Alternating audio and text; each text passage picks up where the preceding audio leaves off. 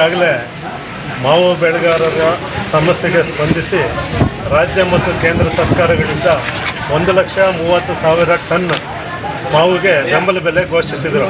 ಆದರೆ ಇದು ಏನೇನು ಸಾಲದು. ಇದು 4 ದಿನದಲ್ಲಿ ರಿಜಿಸ್ಟ್ರೇಷನ್ ಕಂಪ್ಲೀಟ್ ಆಯಿತು. ಈಗಾಗಲೇ ಸುಮಾರು 50% ರೈತರದ್ದು ಬಾಕಿ ಉಳಿದಿದೆ.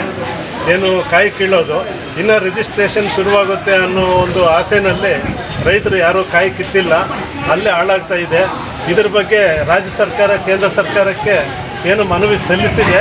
ಆದರೂ ಕೂಡ ಇನ್ನು ಕೇಂದ್ರ ಸರ್ಕಾರ ಇದ್ರ ಬಗ್ಗೆ ಯಾಕೋ ಡಿಸಿಷನ್ ತಗೊಳ್ದಿರ ಮೀನಾಮೇಷ ಎಣಿಸ್ತಾ ಇದೆ. ಆದರೆ ಇವತ್ತು ಏನು ನಮ್ಮ ಕೋಲಾರ ಜಿಲ್ಲಾ ಮಾವು ಬೆಳೆಗಾರರ ಸಂಘದಿಂದ ಹೈವೇ ಬಂದ್ ಹಮ್ಮಿಕೊಳ್ಳಲಾಗಿತ್ತು ಎಲ್ಲ ಸಂಘಟನೆಗಳಿಂದ. ಈಗ ನಮ್ಮ ಮುಖಂಡರನ್ನು ಬೆಳಗ್ಗೆನೆ ಪೊಲೀಸರು ಏನು ಅರೆಸ್ಟ್ ಮಾಡಿ ಕರ್ಕೊಂಡು ಹೋಗಿದ್ದಾರೆ. ಈಗಾಗಲೇ ಏನಾಗಿದೆ, ಈಗ ನಮ್ಮದು ಏನು ಅಂದರೆ ನಮ್ಮದು ಏನು ಬೇಡಿಕೆ ಏನಿದೆ, ಇನ್ನು ಸರ್ಕಾರ ರೈತರ ಸಮಸ್ಯೆಗೆ ಸ್ಪಂದಿಸಿ ಇನ್ನು ಉಳಿದಿರುವಂಥ ರೈತರಿಗೆ ನ್ಯಾಯ ಕೊಡಿಸ್ಬೇಕು ಅಂತ ನಾವು ಇಲ್ಲಿ ಕೂತಿದ್ದೀವಿ.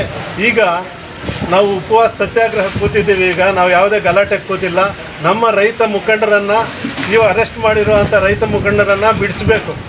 ಹಾಗೂ ರೈತರ ಏನು ಒಂದು ಬೇಡಿಕೆ ಇದೆ, ಇನ್ನು ಬಾಕಿ ಇರುವಂಥ ರೈತರಿಗೆ ಅವ್ರಿಗೆ ನ್ಯಾಯ ಕೊಡಿಸೋದಕ್ಕೆ ಏನು ಇನ್ನೂ ಒಂದು 50% ಅಷ್ಟು ರೈತರು ರಿಜಿಸ್ಟ್ರೇಷನ್ ಮಾಡಿಸಿಲ್ಲ, ಅವ್ರಿಗೆ ನ್ಯಾಯ ಕೊಡಿಸೋದಕ್ಕೆ ಸರ್ಕಾರದ ಗಮನ ಸೆಳೆಯಲು ನಾವು ಈ ಒಂದು ಸತ್ಯಾಗ್ರಹನ ಹಮ್ಮಿಕೊಂಡಿದ್ದೇವೆ.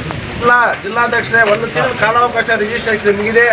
ನೀವು ಎಲ್ಲ ಒಂದೇ ಸಾರಿ ಕಾಯಿ ಕಿತ್ಕೊಂಡ್ಬಂದು APMCನ ಪ್ರೌಢ ಆಗುತ್ತೆ. APMCನ 1 ತಿಂಗಳು ನೀವು ಟೈಮ್ ಕೊಡ್ತೀವಿ, ನಿಧಾನವಾಗಿ ಹಂತವಾಗಿ ಕಾಯಿ ಕೊಯ್ಲಿ ಮಾಡ್ಕೊಂಬಂದು ರಿಜಿಸ್ಟ್ರೇಷನ್ನ 1 ತಿಂಗಳು ಕೊಡ್ತೀವಿ ಅಂತೇಳಿ 4 ದಿವಸಕ್ಕೆ ಕ್ಲೋಸ್ ಮಾಡಿದ್ದಾರೆ. ಆ 4 ದಿವಸದಲ್ಲಿ 8,000 ಜನ ತಗೊಂಡಿದ್ದಾರೆ. ಇನ್ನೂ 4,000 ಜನ ಟೋಕನ್ ಇಶ್ಯೂ ಮಾಡಿದ್ದಾರೆ.